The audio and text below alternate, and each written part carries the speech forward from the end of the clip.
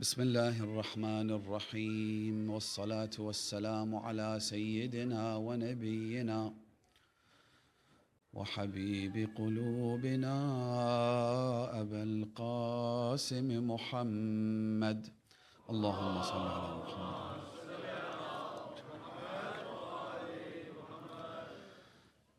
وعلى أهل بيته الطيبين الطاهرين المعصومين المكرمين الغرر الميامين،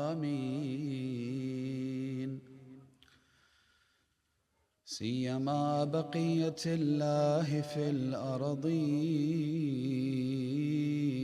وحجته على الخلائق أجمعين، سيدنا وإمام زماننا وصاحب نعمتنا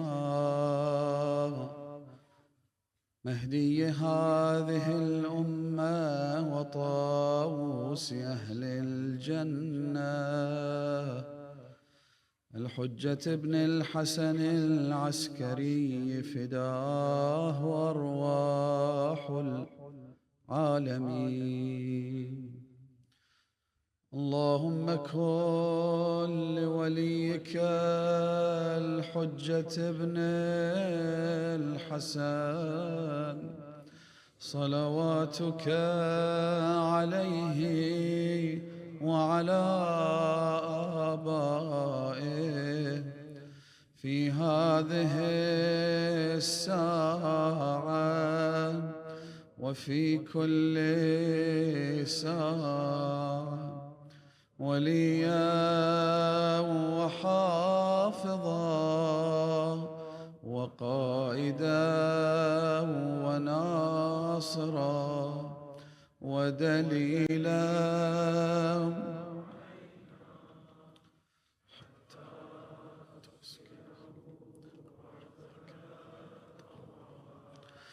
وتمتعه فيها طويلا برحمتك يا أرحم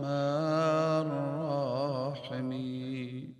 يا صاحب الزمان يا صاحب الزمان يا حجة ابن الحسن يا صاحب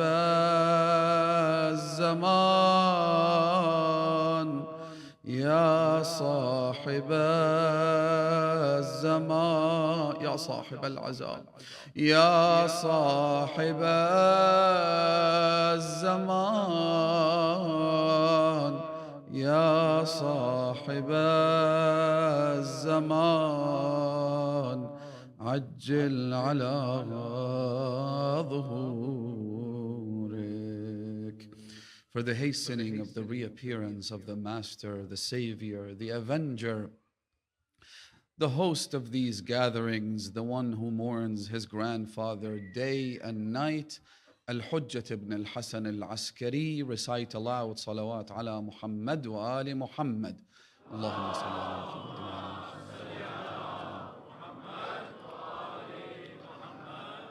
With another salawat, I'd like the brothers, if you can, to move a little further up to make space for those who are joining us right now. Sallu ala Muhammad wa ali Muhammad. Allahumma salli ala Muhammad.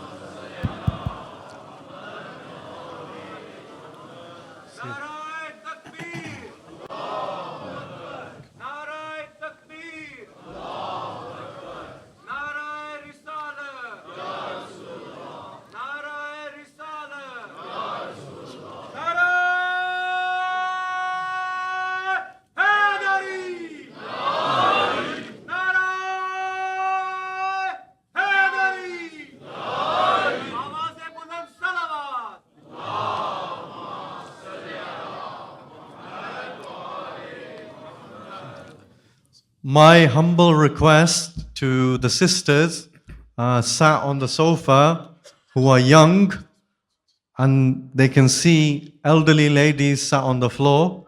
Please give up your space so that the elderly ladies or the disabled ladies or the pregnant ladies can have a seat and they can sit comfortably. If you are young, please give up your seat. It's causing a bit of an issue. And so on behalf of the organizers, I make a very, very humble plea so that our elderly ladies can sit comfortably in this majlis. Very sorry to interrupt. Salawat. Allahumma salli ala.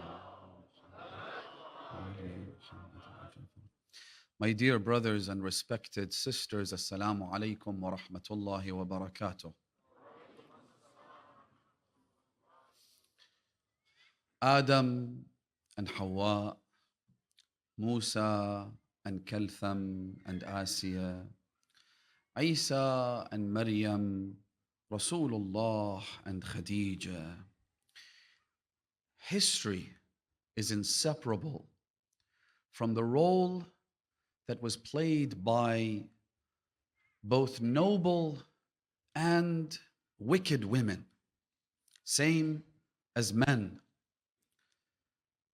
Almost every prophet, every messenger, every apostle had the backing and help of a woman who played her role in the most exquisite manner, without which that messenger of God could not have done it by himself. In other words, part of God's backing and support for his prophets included the role played by those women.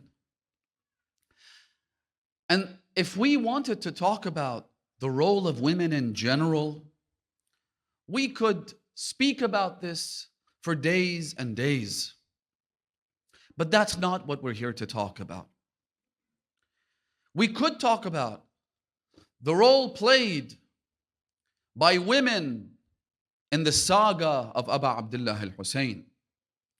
We could talk about the role of Maria bin Sa'd al-Basriya, whose participation in the mission of Imam al-Hussein was absolutely central, despite the fact that most of you have probably never heard her name. And yet, her home in the city of Basra became the focal point of the companions and supporters and partisans of Imam al-Hussein alayhi salam in that city. She gave a number of speeches to those who had gathered to know what their obligation was towards Imam al-Hussein. She rallied the troops and she ensured that a number of the people of Basra, people who considered themselves to be Shia, to mobilize and to join Imam al-Hussein and be killed in his way on the plains of Karbala. Maria bin Sa'd. We could talk about the role of the elderly woman who gave refuge to Muslim ibn Aqil when he was left all alone in the city of Kufa, whose son Bilal and whose husband Usayd al-Hadrami were the ones who betrayed Muslim. Imagine, she lives in such a household with these sorts of contradictions, and yet she preserved her faith. She remained a staunch supporter of Imam al-Hussein, both before and after the tragedy. We could talk about the role of Dalham, the wife of Zuhair ibn al-Qayn that we referenced last night. When Zuhair hesitated for a second as to whether or not he should answer the call of his master, it was Dalham who gave him that nudge. We often underestimate the power of enjoining the good and forbidding evil. And we often underestimate the great influence of the women in our lives. The wife, the mother, the daughter. It was Dalham who persuaded him and nudged him in the right direction, turning him into one of the brightest stars in the spiritual celestial realm. Zuhair. We could talk about the role of the wife of Wahab al-Kalbi. Her name was Hania. The mother of Wahab, many of you will remember, was the one who kept telling him that you should go and fight. I will not be pleased with you until you are killed. Now, this woman, whose name was Wahab, or Hani rather, she was a Shia. And so it's understandable that a follower of Imam al-Hussein would say to her son that I will not be pleased with you until you are martyred in his way. But his wife Hania was a Christian, just like he was. Until recently, prior to the day of Ashura, perhaps 2 days, 3 days, who knows? That's when they encountered Abu Abdullah al-Hussein, and as soon as they smelt the fragrance of the grandson of Rasulullah, they embraced Islam. So she was a newcomer to this religion. She was a fresh convert, and so it was difficult for her. But of course, even she had a turn of heart and ultimately told her husband, قاتل دون الطيبين فداك أبي وأمي. Fight in the way of the righteous ones. May my parents be ransomed for you. If we were going to talk about the role of women in the mission of Imam al-Hussein, we could talk about the ones that played a critical role prior to Ashura, like Ramla. We could talk about the role of those women in Karbala. We could talk about the ones that were killed in Karbala, those who attempted to enter the battlefield and fight for Imam al-Hussein, but the Imam commanded them to return. The Imam would say to them, Al-Qital laysa maktuban ala nisa. Fighting is not prescribed for women. Go back. Despite the fact that Imam al-Hussein could use all the help he could get, the Imam would tell them that there are specific gender roles and that women should not fight. They should go back and seek refuge in the tents for as long as they can, because it won't last. The Imam even told the women not to come out to see him, not to lift the door of the curtain, to preserve their hijab, to not even wail and cry publicly. The Imam preserved the chastity of the women, the dignity of the women, by commanding them to uphold their hijab at all times. We could talk about the role of the women after Ashura. However, tonight I want to talk about the role that was played not by women in general, but by mothers. Because we have two women who participated in the saga of Ashura in the enemy camp, and whose role was critical in paving the way for the greatest tragedy of all time. And two women in the opposing camp, in the camp of truth, in the camp of justice, in the camp of faith.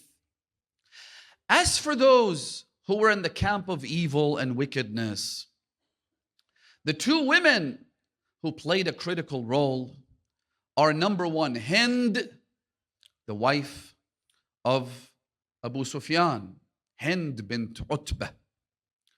And number two, Marjana. Hind is a woman that many of you have heard of. Perhaps most people's exposure to Hind and what she was like is through movies and series and whatnot. But no matter how much filmmakers and authors and poets will try to depict the evil nature of Hind, they won't do that justice. Hind was a woman who not only would harbor unspeakable malice towards the holy messenger of God and his family, but went as far as to kill the most beloved uncle to Rasulullah, Hamza ibn Abdul Muttalib. Hamza was the greatest defender of the Holy Prophet from among his uncles. Hamza, by the way, was also related to the Holy Prophet through his wife. But Hamza was called Asadullah wa Asadu Rasulih. He was God's lion. He was the lion of Allah and the lion of his Prophet. Which is why after he was killed, he was labeled Sayyidu Shuhada, the prince, the master of the martyrs. Until Imam al-Hussein alayhi salam claimed that title, it belonged to Hamza. Not only did she order the killing of Hamza, but she practiced cannibalism. How depraved does one have to be? How evil does one have to be? How wicked does one have to be? How decadent does someone have to be? The worst savages in history. This is something that they did. And so she then came to the body of Hamza, Sayyid al-Shuhada, Asadullah, and she ordered his body to be desecrated and mutilated, then took a piece of his liver and chewed on it. Then she did something that her grandson Yazid also did on a much larger scale in Karbala, where she would mutilate pieces of the body of Hamza. This was Hind, which is why Lady Zainab in the court of Yazid referred to him and said, what good can anyone expect from the lineage of a person who practiced cannibalism, who would chew human organs? What good can you expect from this household? So that's Hind. As for Marjana, the reason I said that her role was monumental and critical in the mission of Imam al-Hussein, in the massacres perpetrated against the family of Rasulullah on the plains of Karbala, is highlighted in Ziyarat Ashura.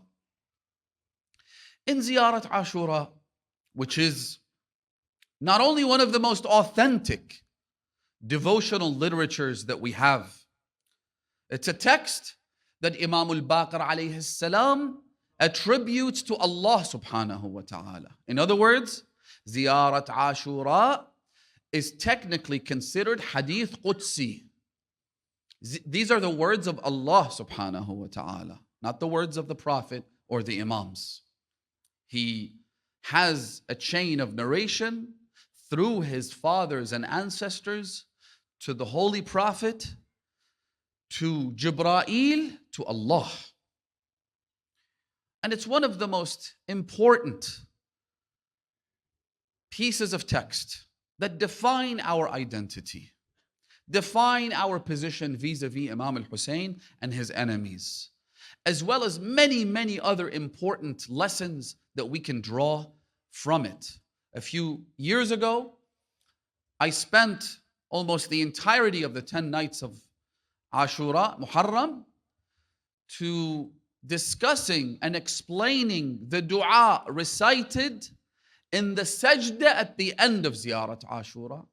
This is a text that should be studied, not only read, but studied.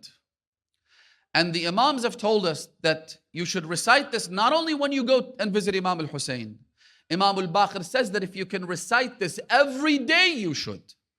Which is why a lot of our scholars, many of our sages and leaders have made a practice of reciting Ziyarat Ashura daily. In this ziyarah, there's a portion in which we disassociate from the enemies of the Ahlul Bayt in general and send God's damnations upon them. You're very familiar with this passage. We say, Allahumma khussa anta awwala zalimin bil-la'ni minni. Oh Allah, focus your damnation on the first one who oppressed the Ahlul Bayt. And this, by the way, settles the argument about who was the worst. Who was the one who committed the greatest atrocity against the family of the Holy Prophet and therefore Allah? The first. خص أنت أول ظالم باللعن مني ثم الثاني والثالث والرابع. Then we say, I don't want to discuss this. This is the highlight. والعن يزيد خامسة والعن عبيد الله بن زياد وابن مرجانة. Now, here we ask, the dua says that you should curse Yazid as the fifth member of this accursed group. Then you say, وَلْعَنْ عُبَيْدَ اللَّهِ ibn Ziyad, the governor of Kufa. But then he's referred to once again. He is cursed yet another time, but in reference to his mother. وَلْعَنْ عُبَيْدَ اللَّهِ ibn Ziyad وَابْنَ مَرْجَانَةٍ وَعُمَرَ بْنَ سَعْدٍ وَشِمْرَةٍ. Then you say Al Abi Sufyan, Al Marwan, Bani Umayyah. The question here is, why do we say وَلْعَنْ عُبَيْدَ اللَّهِ ibn Ziyad وَابْنَ مَرْجَانَةٍ? Are these two different people? Ubaydullah ibn Ziyad, everyone is familiar with him. May Allah curse him for all eternity. But who's Ibn Marjana? The answer is no, they're not two different people. Ubaydullah ibn Ziyad was his common name. People knew him as the son of Ibn Ziyad, and his first name was Ubaydullah. However, in this ziyarah, Allah subhanahu wa ta'ala, through the Holy Prophet, through the Imam, tells us that you should curse him again and attribute him to his mother, whose name is mentioned right there in the ziyarah. There's a reason for that.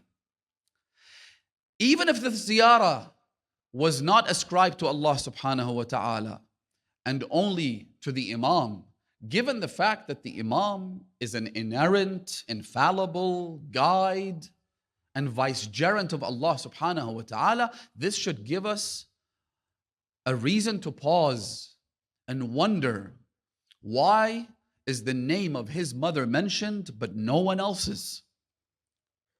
And the reason is rather obvious at this point. The text wants us to ponder over the role of Marjana.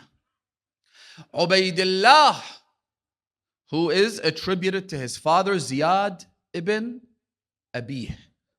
Now, when you realize that his father is Ziyad ibn Abih, you can already establish a very clear picture of what kind of person he was. Because his so-called father, Ziyad, did not have a known father, which is why he became known as Ziyad, the son of, when you couldn't fill the blank, what do? You just put a generic name in there, but then you couldn't attribute him to anyone. Names of people, there might be someone who says that this is me and this is not my son. Because the gene pool was such a cesspool and no one would claim him, he became known as Ibn Abih, the son of his father, whoever that happens to be. There were people who claimed him as his father, but because it was more than one individual, it became too confusing. And so everyone just called him Ziyad ibn Abi. So then imagine a person like that would have a child. I think a paternity test would be merited in this case as well. When you don't know your own father's name, I'm addressing Ziyad, surely when you claim this son to be yours, then we could be excused for having some serious doubts. But he claimed him and he said, this is my son. That's irrelevant. Obviously, he was not Ziyad's father. What is relevant to us is the fact that it is well known and established that he was the son of Marjana. Who was Marjana? If you asked any thug, any wicked evil man, any criminal, any murderer, any mercenary, anyone who's embroiled in adultery and in the world of red light districts, they would tell you, we know exactly who Marjana is. She was famous, a famous adulteress, known throughout the lands. A woman who was referred to at the time as min sahibat al-rayat. They would literally put flags outside their home to indicate that this house is a free-for-all. Anyone can walk in with a few coins to spare, and you could do whatever you want. Ubaydillah was her son. The reason we are told to curse him in reference to his mother is to highlight the fact that mothers play an incredibly important role, both in the camp of evil as well as the camp of good. Now, this is the camp of Yazid. What about the two women in the camp of Imam al-Hussein, the camp of truth? The mothers who played incredible roles. The first is al-Baneen, whose entire mission statement in life was to bring children who would protect and shield the children of Fatima al-Zahra, the lineage of Rasulullah. From day one, when Amir al-Mu'mineen wanted to marry her, he famously stated to his brother, who was a genealogist, خِرْ لِي إِمْرَأَةً أَوْلَدَتْهَا الْفُحُولَةُ مِنَ الْعَرَبِ.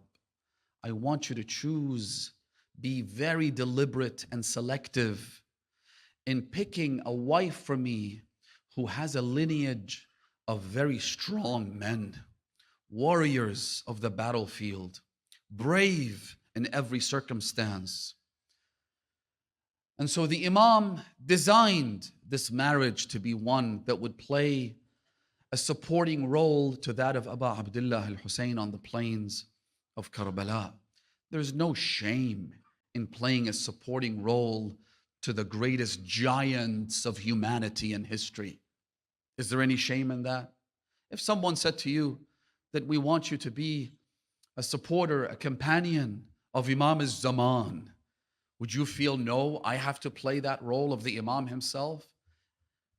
The volunteers who help out in these gatherings, may Allah bless each and every single one of them.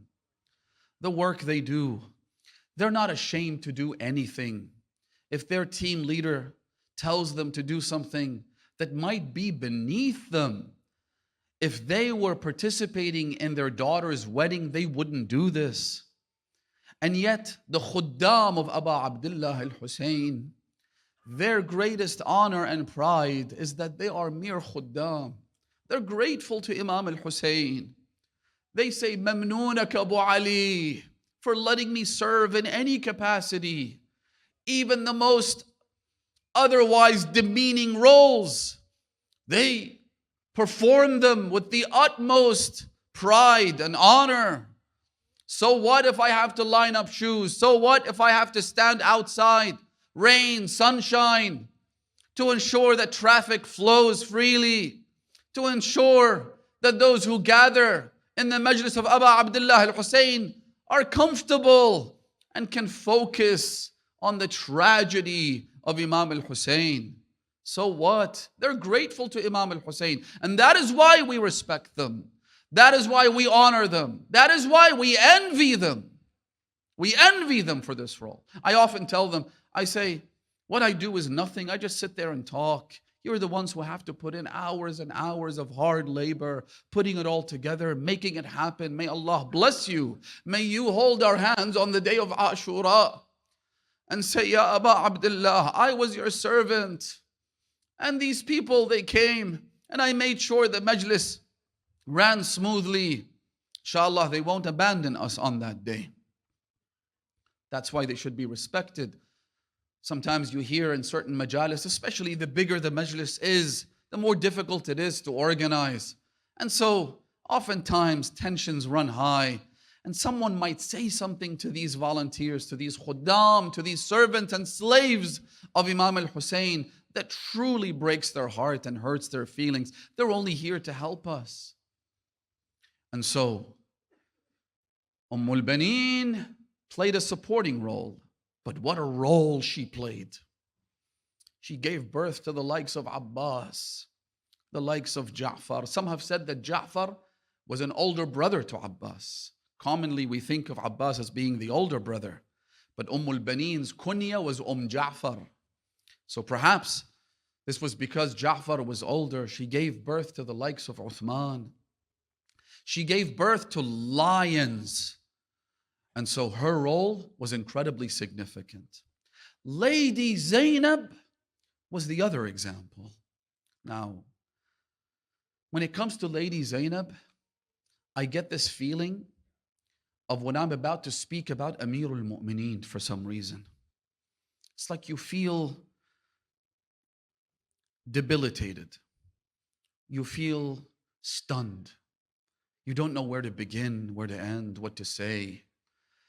And why wouldn't we feel this way when she was Zainab bint Amir al-Mu'mineen? Her name in itself, Zainab, meaning Zainul Ab, the one who beautifies her father. This ring is meant to beautify the hand, which means if you take it off, the hand has less beauty, right? That's the whole point. Now, without Zainab, Amirul Mu'mineen wouldn't be Amirul Mu'mineen. I don't know. This is one of those things you don't want to even get into. But suffice to say that she was a means of beauty for Ali ibn Abi Talib, for Imam al-Hasan, for Imam al-Hussein. She was the one who carried the message of Imam al-Hussein far and wide. She was the one who ensured that the blood of the martyrs of Karbala would not be forgotten. She was the one who ensured that with her tears and her cries, the message of Imam al-Hussein would remain alive. That flame would remain ignited for all eternity. But I want to talk about the role of Zainab as a mother. Again, not the role of women in its absolute and general terms, but mothers. My brothers and sisters, you know perhaps that Al-Qasim ibn al-Hasan and Abdullah ibn al-Hasan were two brothers from the same mother. Their mother was Ramla. Ramla was a slave that the Imam purchased and married, which means that she became what's technically known as Walad. Walad is a former slave who is now married to her master. In other words, she's not a slave anymore. The Imams of the Ahlul Bayt alayhimus salam, you all know, would go out of their way to purchase slaves and free them. Oftentimes they would struggle with that, by the way. These slaves, they would beg the Imams not to let them go, because slavery to the household of Rasulullah is the greatest honor.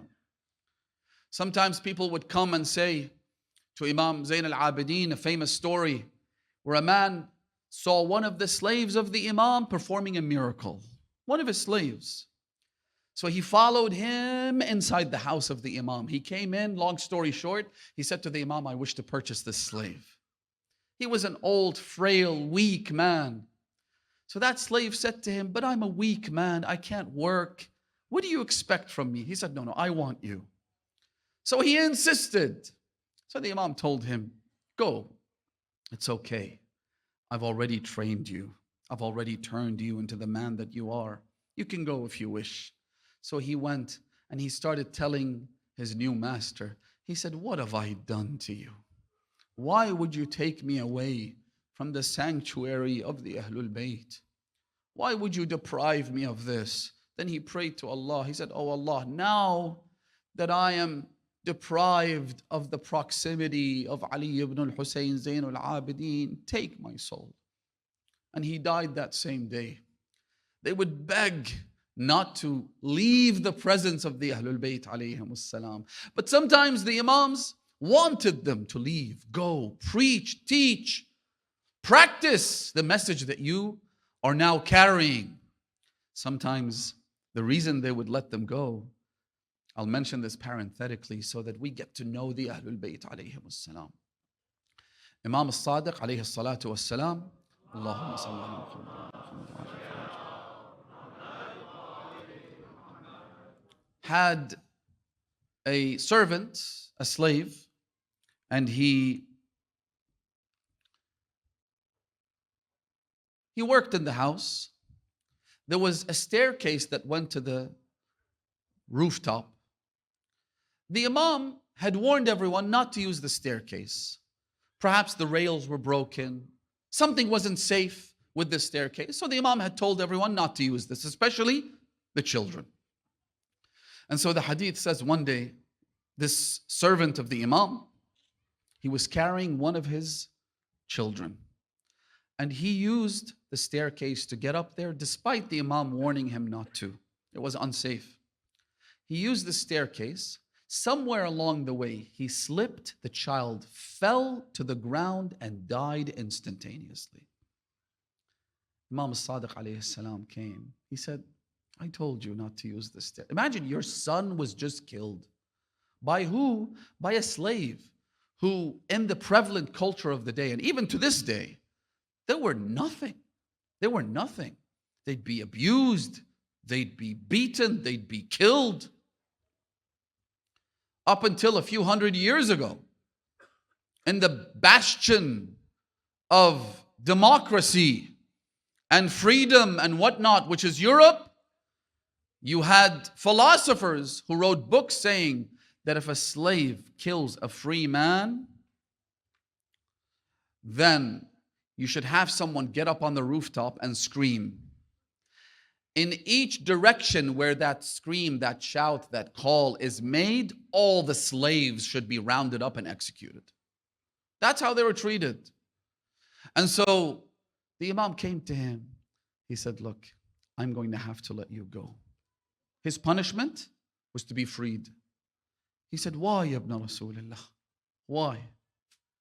He said, because if you stay, I'm afraid that a member of the family might see you and remember the fact that this child was killed because of your negligence and say something that could hurt your feelings. So you're free to go. The point here is that Ramla was like that. She became the wife of Imam al-Hasan alayhi salam, and she gave birth to who? To Al-Qasim ibn al-Hasan, Abdullah ibn al-Hasan. These two young heroes of Karbala. Brothers and sisters, when it comes to the role of a mother, and this is relevant to young sisters who will grow up to become mothers themselves, as well as existing mothers, as well as fathers, this is relevant to all of us. The responsibility that you shoulder when it comes to providing good parenting for your children cannot be overstated. The war on the family might have sounded like a paranoid conspiracy theory just a few years ago, but now it's very clear that there is an agenda that is trying to dismantle the family unit, because the traditional family of parents and children that have respect and kindness and a strong bond that keeps them together, this kind of family unit is simply not conducive to social traditions today. It's not conducive to a strong economy. And so the family has to be dismantled. It is the ultimate objective of policymakers and economists. And we can see today how many tools are being employed in order to dismantle the family. And so the role of parents is critical. The role of a mother is pivotal. You might have heard of Usud. And what a nickname that is. The mother of lions. She was the one who caused and who helped her brothers become not just Shia. They used to be Jewish. Her grandfather was a Jew in Medina. Then her father became a Muslim, but he was opposed to Amir al-Mu'mineen. Then she became a follower of the Ahlul Bayt and facilitated the conversion of her brothers, who included the likes of Zurara ibn A'yan, Himran ibn A'yan. Imam al-Baqir says that had it not been for Zurara, my father's, Imam al-Sadiq, excuse me, he says, my father's hadiths would have been obliterated. The way Imam al-Sadiq speaks about Zurara and Himran, refer to the books of hadith. Look at all those ahadith where the Imams speak about them, about this family. They then went on to have children who became companions of the subsequent Imams. Alu A'yan are among the most noble families. And it was all thanks to this woman, Usud, the sister. So this responsibility cannot be overstated. And there are very important and critical points that you should incorporate in your parenting philosophy. And this is something that I want to talk a little bit about, inshallah, moving forward in the upcoming nights. But I will mention just a couple of quick points. Number one, be very deliberate and calculated when it comes to your parenting. Do not delegate your parenting to society, to schools, and even to the local mosque. This is especially relevant to people who have access, and it's a privilege, without a doubt.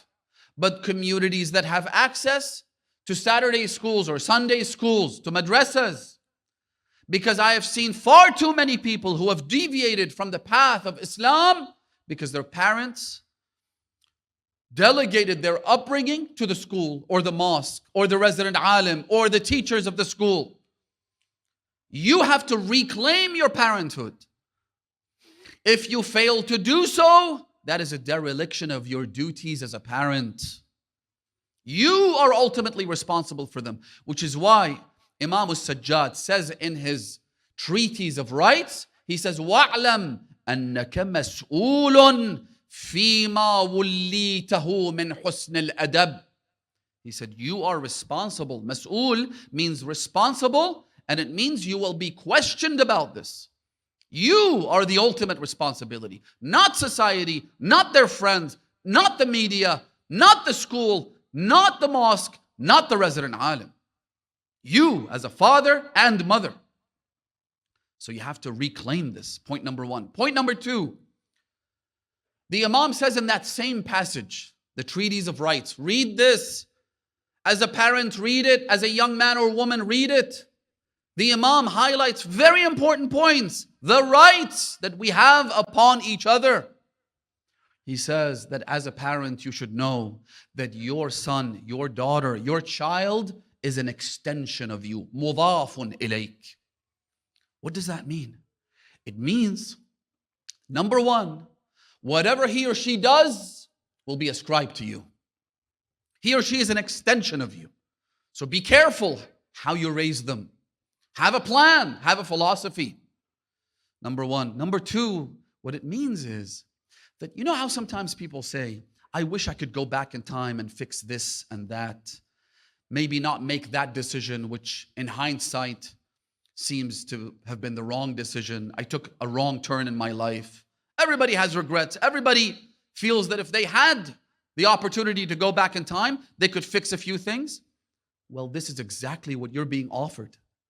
Your child is a reflection of you. Your child is an extension of you, which means that you now have the chance to fix the mistakes that you made in your child's life. Or perhaps the mistakes that your parents made. Your child is not just your extension, he or she is you. That's why you need to be deliberate. That's why you need to be very calculated. And that's why you need to take this role very seriously. That's why when it comes to finding a spouse, you should know that you are looking for someone who's going to be the father or mother of your children, who are extensions of you. Sometimes I see young people getting married to someone because they saw a few pictures of her on social media and she looks nice and she's taking selfies and she's doing all these things. Is that the kind of mother you want for your children? If you come back to me in 20 years' time and say that my daughter refuses to wear hijab, or that my son refuses to be a good, upstanding follower of the Ahlul Bayt, I'll say, well, it's your fault. You did this to yourself. Why did you marry that woman to begin with? Or vice versa. Why did you marry this man? Because he's posting pictures of himself working out at the gym. He's got biceps. He's got a chiseled chin. So what? What difference does that make? The ultimate question, as the hadith tells us, is when you want to marry someone who تُعِينُكَ عَلَىٰ أَمْرِ دِينِكَ وَدُنْيَاكَ, someone who supports you when it comes to your religiosity and your corporal life, your physical life. And the second consideration is, what kind of mother will she be? What kind of father will she be? Because motherhood and fatherhood, but perhaps especially motherhood, requires patience. It requires perseverance. It requires hard work. It requires sleepless nights.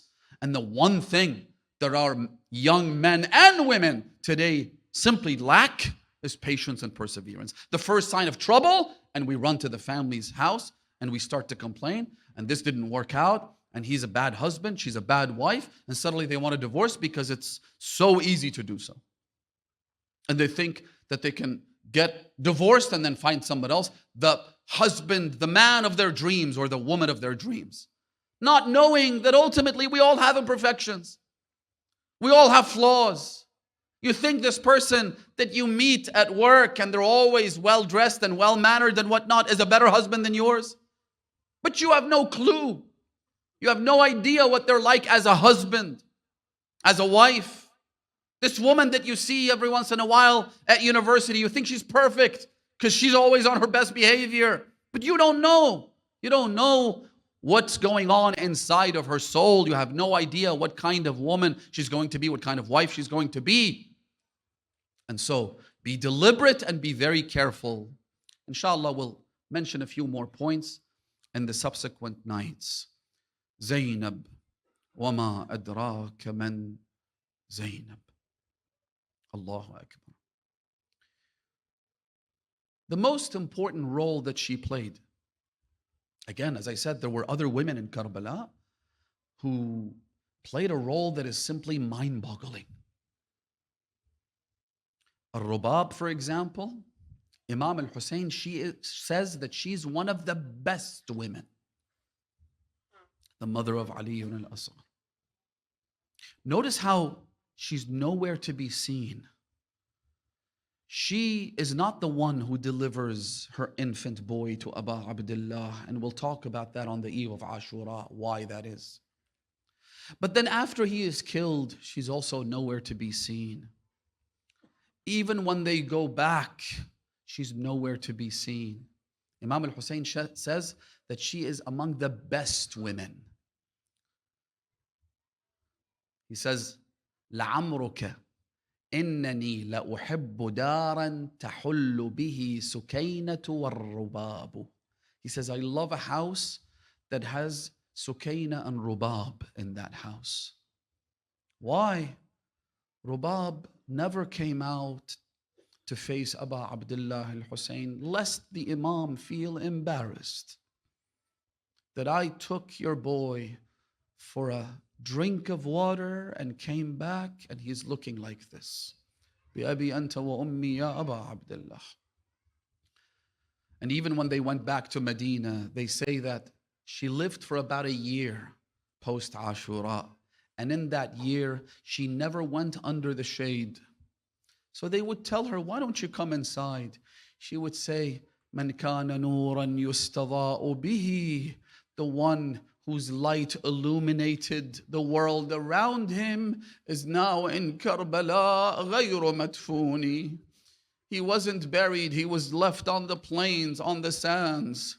How could I go under the shade when Abu Abdullah? She doesn't speak about Ali ibn al-Asghar. She doesn't speak about the fruit of her eye. She speaks about her master, Aba Abdullah. Even in the palace of Yazid, there is a moment where she does something, but I can't talk about. Allahu Akbar. This is Rubab. But Zainab, she had a very important role, and that was to look after all the children, not just her own. Not just her own. You've heard that Zainab was holding the hands of Abdullah ibn al-Hasan. Imam al-Hussein had told her to look after him. You know how when you know there is this young boy and you know what he's like, you know that he will never be able to stand there and watch his uncle being ambushed from every direction. Imam al-Hussein knew, because these were children who were raised with the Ahlul Bayt as their role models.